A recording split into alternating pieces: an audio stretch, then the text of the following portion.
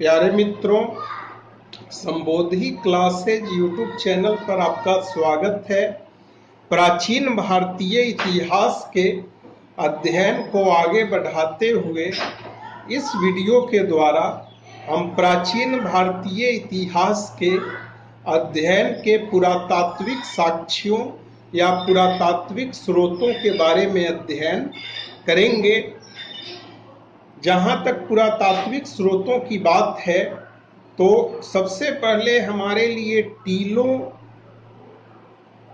के महत्व को जानना, टीलों के प्रकार को जानना महत्वपूर्ण है। और उससे भी पहले यह जानना महत्वपूर्ण है कि आखिर टीला का मतलब क्या होता है। तो टीला धरती की सतह के उस उभरे हुए भाग को कहते हैं जिसके नीचे पुरानी बस्तियों के अवशेष दबे रहते हैं या अवशेष सुरक्षित रहते हैं। मतलब पृथ्वी की सतह पर उभरा हुआ वह प्लेस जिसके अंदर प्राचीन बस्तियों का अवशेष सुरक्षित होता है, उसे हम क्या कहते हैं? टीला कहते हैं। अब हमारे लिए यह जानना महत्वपूर्ण है कि टीले कुल मिलाकर 3 टाइप के होते हैं: एकल सांस्कृतिक, बहुसांस्कृतिक और मुख्य सांस्कृतिक। अब हम बारी बारी से इन टीलों के बारे में जानेंगे, समझेंगे। जहाँ तक एकल सांस्कृतिक टीले की बात है तो एकल सांस्कृतिक टीले में सभी जगह केवल एक ही संस्कृति के साक्ष्य दृष्टिगत होते हैं या दिखते हैं। जबकि मुख्य सांस्कृतिक टीलों की बात की जाए तो मुख्य सांस्कृतिक टीलों में हालांकि साक्ष्य तो बहुत सारी संस्कृतियों के मिलते हैं, लेकिन उनमें से ज्यादा सूचना या ज्यादा स्रोत या एविडेंस का ज्यादा साक्ष्य हमें केवल किसी एक काल के बारे में मिलती है। तो एकल सांस्कृतिक टीला का मतलब हुआ कि वैसा टीला जिससे हमें केवल किसी एक कालखंड के बारे में या केवल एक संस्कृति के बारे में जानकारी मिलती है, उसे एकल सांस्कृतिक टीला कहते हैं। वैसा टीला जिसमें एक से ज्यादा संस्कृतियों का साक्ष्य मिलता है लेकिन प्रमुखता किसी एक संस्कृति की होती है, उसे हम मुख्य सांस्कृतिक टीला कहते हैं। और एक होता है बहुसांस्कृतिक टीला। तो बहुसांस्कृतिक टीला में एक से ज्यादा या बहुसांस्कृतिक टीलों से एक से ज्यादा संस्कृतियों के बारे में हमें जानकारी प्राप्त होती है। अब जहाँ तक टीले की खुदाई की बात है तो टीले की खुदाई 2 टाइप से होती है। पहला क्षैतिज खुदाई और दूसरा अनुलंब खुदाई। कहने का आशय यह कि टीले का जो दायरा है उस पूरे दायरे की संपूर्ण खुदाई को हम क्षैतिज खुदाई कहते हैं। और क्षैतिज खुदाई से क्या होता है कि किसी भी कालखंड या किसी भी कल्चर की संस्कृति का हम पूरी तरह से आभास पा सकते हैं कि कौन सी संस्कृति किस स्थिति में थी, वहां की सामाजिक दशा क्या थी, आर्थिक दशा क्या थी।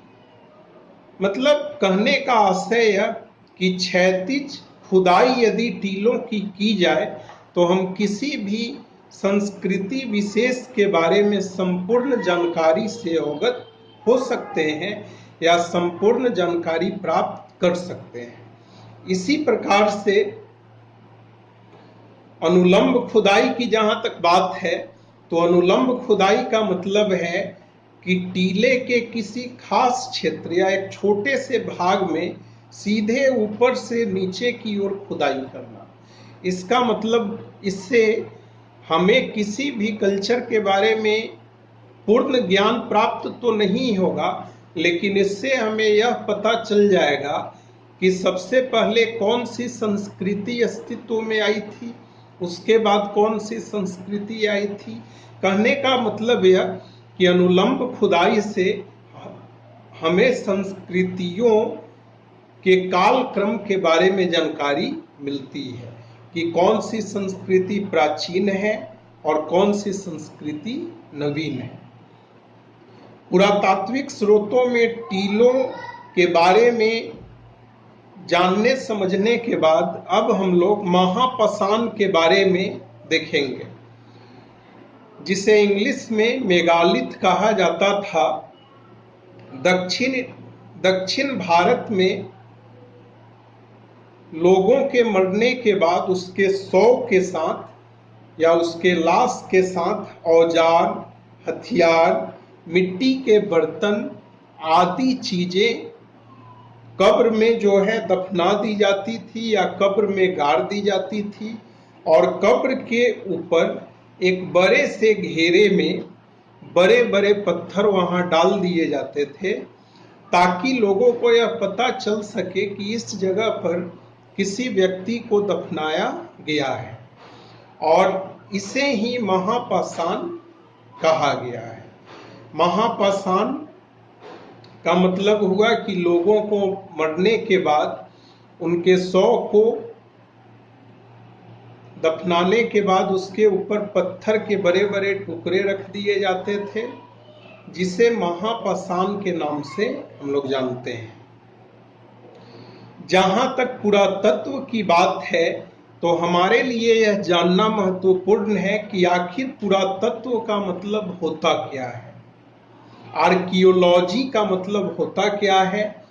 तो जिस विज्ञान के आधार पर हम पुराने टीलों का क्रमिक स्तरों में विधिवत उत्खनन करते हैं, क्रमिक स्तरों में विधिवत उत्खनन मतलब ऊपर से नीचे की ओर उसकी खुदाई करते जाते हैं और प्राचीन काल के लोगों के भौतिक जीवन के बारे में जानकारी मिलती है, इसी विज्ञान को हम पुरातत्व कहते हैं। मतलब जिस विज्ञान के द्वारा हम टीलों का क्रमिक रूप से विधिवत उत्खनन या खुदाई करते हैं, जिससे हमें प्राचीन काल के लोगों के भौतिक जीवन के बारे में जानकारी प्राप्त होती है, विज्ञान की इस शाखा को ही हम पुरातत्व कहते हैं। हमारे लिए कुछ और चीज जानने महत्वपूर्ण है। कार्बन 14 जिसके द्वारा मृत व्यक्ति या किसी भी मृत जीव जंतु पेड़ पौधा के कालखंड का निर्धारण होता है कि वह वस्तु कितना प्राचीन है, और इस मेथड को हम कार्बन 14 पद्धति कहते हैं। कार्बन 14 की अर्ध आयु 5568 वर्ष होती है। अब हमारे लिए मुद्रा शास्त्र, जिसे इंग्लिश में न्यूमिस्मेटिक्स कहा जाता है, के बारे में जानना महत्वपूर्ण है। मुद्रा शास्त्र का मतलब होता है सिक्कों का अध्ययन। जहां तक प्राचीन भारतीय सिक्कों की बात है तो प्राचीन भारत में सिक्के तांबे, चांदी, सोने और शीशे के बनते थे।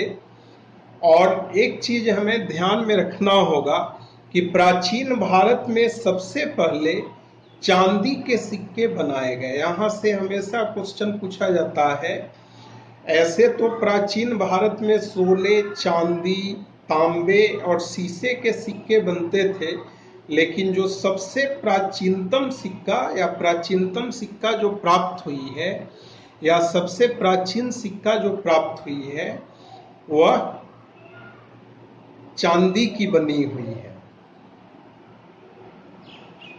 भारत के कलकत्ता में इंडियन म्यूजियम है और ब्रिटेन के लंदन में ब्रिटिश म्यूजियम है। इस तथ्य को भी हमारे लिए ध्यान में रखना महत्वपूर्ण है।